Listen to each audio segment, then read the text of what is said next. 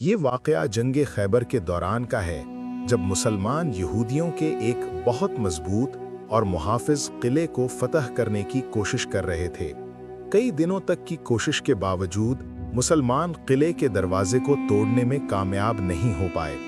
ہر روز رسول اللہ صلی اللہ علیہ وآلہ وسلم کسی نہ کسی صحابی کو جھنڈا دے کر بھیجتے تھے، لیکن وہ غیر کامیاب لوٹ آتے تھے۔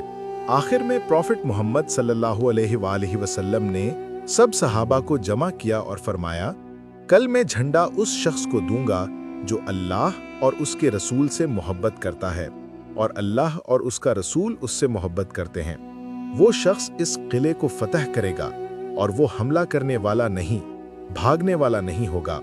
اگلی صبح ہر صحابی اس عظیم انعام کا مستحق ہونے کی خواہش میں تھے۔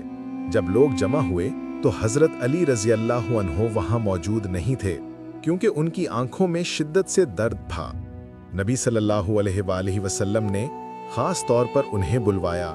آپ صلی اللہ علیہ وآلہ وسلم نے اپنا لعاب مبارک ان کی آنکھوں پر لگایا اور فوراً درد ختم ہو گیا۔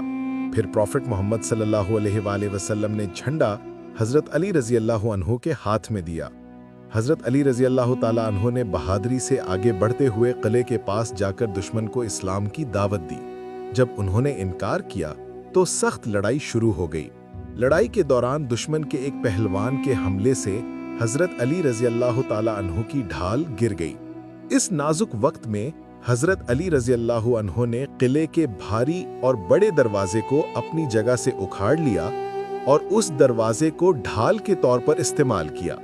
دشمنوں کو شکست دینے کے بعد مسلمانوں نے دیکھا کہ حضرت علی رضی اللہ تعالیٰ عنہ نے وہ بھاری دروازہ زمین پر پھینک دیا۔